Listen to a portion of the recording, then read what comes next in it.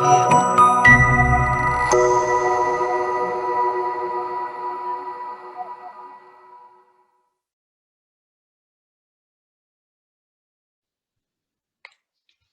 exercise under the topic section 1 assessment, and we will be doing lab exercise 2, which is this. Okay, your submission is basically same as last week. You have time till tonight midnight. Okay, but I would recommend you guys to start doing right after this online session. Okay, so let's take a look at the question. So once you have downloaded that, the lab exercise 2, you'll see this, as I'm showing in my screen right now. Okay, this exercise is basically to cover both control statement, which I've taught last week in terms of conditional statement of if else, and then as of today, the looping for while and do while. Okay, and you may use switch case as well. If you don't want to use switch case, you can use the if else. So there are a few possibilities to answer this exercise. Okay, so the task. Okay, let's take a look at the task. Let's view it. So the question says that plus expressway Barat. So it manages all the plus highway in Malaysia. So in order to avoid traffic congestion, highway users are required to prepare a sufficient amount of money. However, the problem is user always forget or don't know the amount of fare they have to pay at the exit toll. So to overcome this problem, you are required to develop a system for highway users that calculate the exact amount of fare that the users have to pay at the exit toll. So the idea is you have to design a calculator for those who travel between Johor Bahru and Kuala Lumpur. So between it. So in order to help you design the system, the following information is given. So you can practice like what I usually do is by creating the IPO table, which is input, process, output. And then do the listing of all the variables or things you need for your input, and then what are the process you need to do, and what are the outputs that you need to produce. Okay, so you can play around with this. So let's extract the information first. When we do an exercise, we have to read the question and then extract the required or important information. So first, as given here, an integer showing the type of vehicle. So we know that car is represented with 1, bus is represented with 2, truck or lorry is represented by 3. So you have these 3 information. Okay. So, all right. So that's the first thing. So you know you need info for car, bus, and truck. That is represented by the value 1, 2, and 3. Second, different rates for each type of vehicle is shown in figure 1. So this is figure 1, toll rate per kilometer, rate per kilometer based on the vehicle type.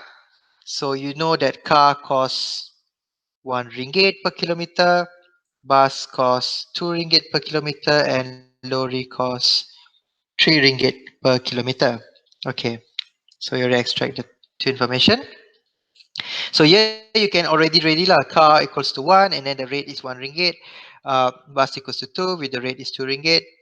Truck or lorry is equals to 3 and is rate 3 ringgit. So third, an integer showing toll plaza location. So remember that the question said between Johor Bahru and Kuala Lumpur. So now they let you know. JB is 1, Muar is 2, Melaka is 3 and KL is 4. So you know you have another information here. Okay. So D, the distance based on different entering toll location as shown in figure 2. So let's go take a look at figure 2. So this is figure 2. So just now we have JB1, MUA 2, Melaka 3, KL4. So the distance between Johor to MUA is 50 kilometer.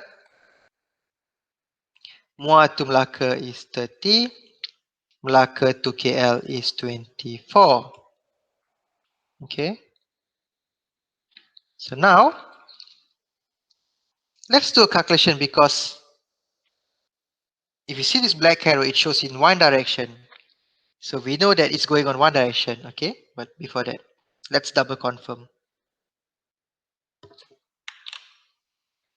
Okay. So we come back to here.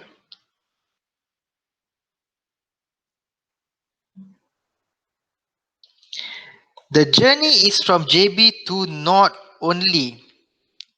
So, yep, that confirms our identification just now on this black arrow. So, it goes only to North. So, you know that if you come from JB, you exit at MUA is 50 kilometer. But if you start from JB and you exit at Malacca, oh, it's not 60, it's 80. It's 80 kilometer. And if you start at JB and you decided to go all the way to KL, it's 50 plus 30 plus 24. It's 104 kilometer. Okay. So same goes to this. If you start at MUA and you go to Melaka, it's 30. But from MUA, if you go to KL, then it's 54. But from Melaka, yeah, whether you like it or like, there's only KL exit. So it's either KL, so it's just 24. So these are the possible distance option. Okay. All right. So now let's continue on the question. The input data consists of integers representing the type of vehicle and entry toll plaza. Okay. Now, if you look back on your table, your input process output table, you know your input consists of integer where you have to represent between the vehicle and the entry toll, as shown on the figure and table earlier. Okay, but these pieces of data must be input into the computer in a user-friendly way. So in other words, the computer must prompt the user to enter each piece of data as shown in the example in figure 3. Okay, so this question literally gives you exactly what you should be doing in your code. So you will printf type of vehicle. You will let know car equals to 1, bus equals to, lorry equals to 3. And your scanf have to collect this information from the user. And then same goes to exit toll plaza. You printf MUA, Melaka, and KL. And your scanf is this. So the user will select this number based on the description on your printf. So this is the user input. So once the user get this input, now you know that in here, at this moment, you have 2, which is type of vehicle and toll. So type of vehicle and toll. So those are your 2 input. Okay, then user must be able to enter the input and obtain the outputs as shown by example in figure 4. Let's see, is there anything else? No. Okay, so the question is up to here. So this is the example, which means in order to know your entire framework, how you're going to design this program is by just referring to this figure. So this is your first printf. So you show welcome to calculator. This is your input, which is shown in figure 3 just now. So here's your input. Okay, and then if you notice, this is not your input. It wasn't there. Okay. So this is printf, which is nothing, just a display. And then you have these two printf with two scanf to get the input. Okay. This is basically, if you notice, your process. You're going to display this based on the information provided. Okay. Then exit. Do you want to exit or no? So this will be as above. This is your printf. Okay. And this is your scanf. So you're going to take input 1, input 2, and there is a third input, which is exit. Okay. So your process is to display type of vehicle, distance, and fare charge. So type of vehicle, distance, and fare charge, which is based on this that we seen earlier. So your fare will depends on your distance times by this. Okay.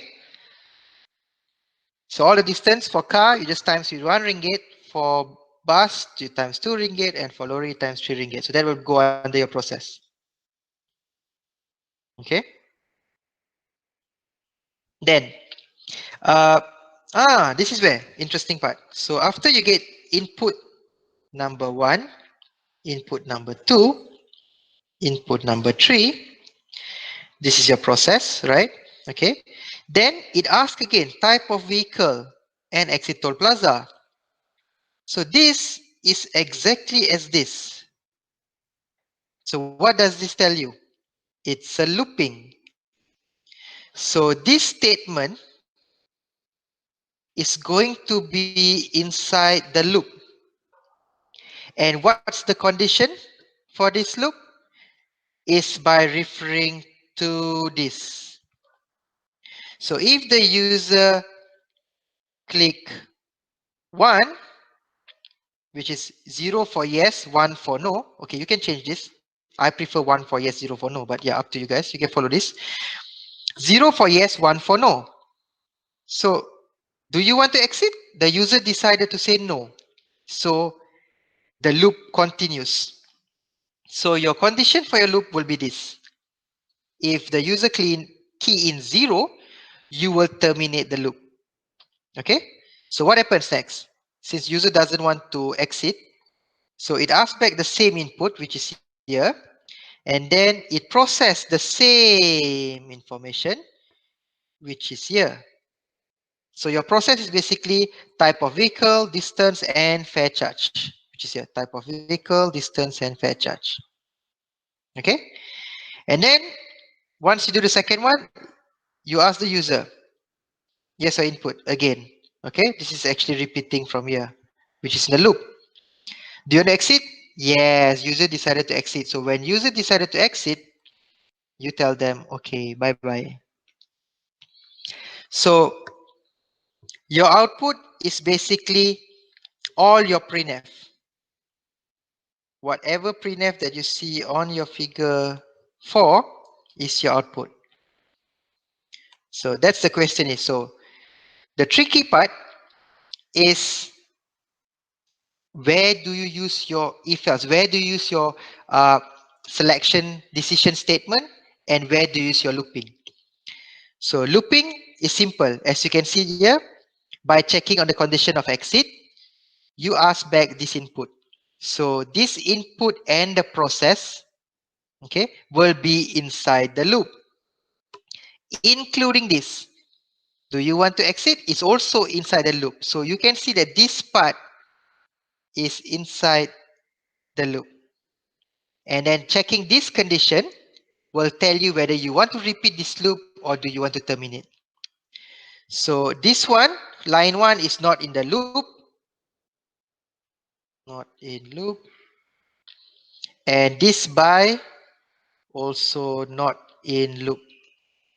Okay, it's if the loop terminates.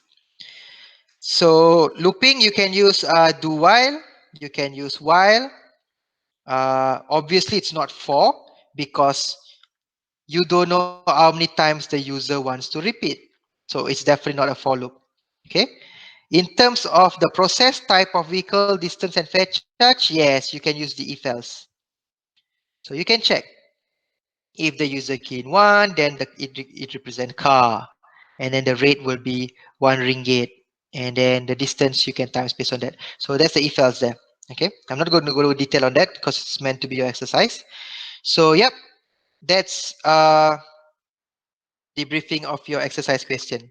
So I literally actually gave you the answer. If you take a look at your figure 4, yep, this is basically the answer. So you have to just convert it to the exercise. Okay, so as usual, open your code blocks, create new project, and then yep, start doing the exercise based on the question.